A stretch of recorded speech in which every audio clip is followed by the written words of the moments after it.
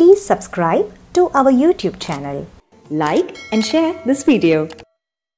తల్లి ఇవి ఏమిటంటే మనకు పురాణ గాథ ఏమున్నదంటే ఆయన హాయిగా ఒకనాడు భక్తులు పెట్టినటువంటి ఉండ్రాళ్ళు కుడుములు అన్నీ భోజనం చేసి ఆయన ఎలుక వాహనం మీద ఎక్కి వెళుతున్నాడు వినాయకుడు.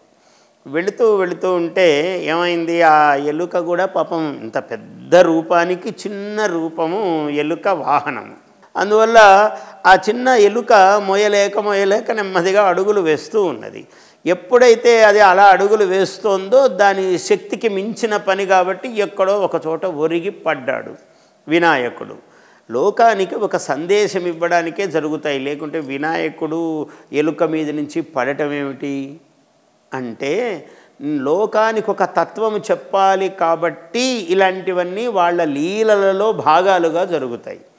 ఆయన ఎప్పుడైతే పడ్డాడో ఆకాశంలో చంద్రుడు వెలిగిపోతున్నాడు. ఆహాహా అని నవ్వాడు ఒక్కసారి ఆయన. చంద్రుడు నవ్వితే చూశాడు, ఏమిరా నీకు గర్వమా, నన్ను చూసి నవ్వుతావా, పో నీ ముఖము అదర్శనం అని అన్నాడు. శపించాడు. అదర్శనం అంటే నీ ముఖము ఎవడు చూస్తే వాడు పాపాత్ముడు అన్నాడు. ఆయన పరిగెత్తుకుంటూ వచ్చి కాళ్ళు పట్టుకున్నాడు. స్వామి విఘ్నేశ్వర, ఏదో పొరపాటు అయిపోయింది, ఏదో బుద్ధి చాపల్యము చేత నేను నవ్వాను, నన్ను అనుగ్రహించండి, నేను చల్లని వాణ్ణి తెల్లని వాణ్ణి లోకానికి ఆనందము కలుగజేయవలసిన వాణ్ణి, నా ముఖము అదర్శనం అయితే చూడరానిది అయితే ఎలాగా అని వచ్చి కాళ్ళు పట్టుకున్నాడు.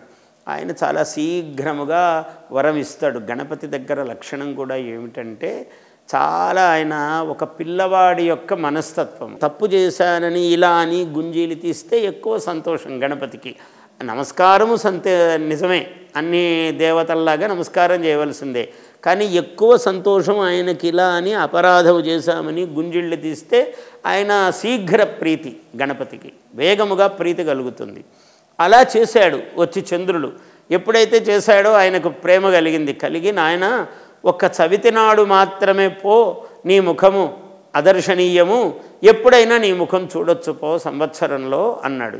ఆ రోజు ఏ రోజు శపించాడో ఆ రోజు చవితి కాబట్టి చతుర్థి నాడు ఎవడైతే నీ ముఖం చూస్తాడో వాడు నీలాపనిందల పాలవుతాడు అని అన్నాడు. అందుకని ఆ చతుర్థి నాడు చంద్రుణ్ణి చూడటము వర్జ్యము అయింది. ఆ జాగ్రత్త ఆ గణపతి శాపము వల్ల ఏర్పడినది ఇది. అందువల్ల చంద్రుని ఆ చతుర్థి నాడు చంద్రదర్శనం చెయ్యకపోవటం అన్నది వచ్చింది. ఆయన పూజ చేసి ఆయన ఆ పూజ అయినటువంటి గరిక లేదా ఆయనకు పూజించినటువంటి అక్షతలు తల వంచి ఆ అక్షతలు మీద వేసుకోవాలి. ఆ గరిక అక్కడ పూజ చేసినటువంటి పుష్పము తల మీద పెట్టుకోవాలి. అప్పుడు గణాధిపతి ప్రీతి కలుగుతుంది, ఈ దోషాలు ఉండవు. Please subscribe to our YouTube channel. Like and share this video.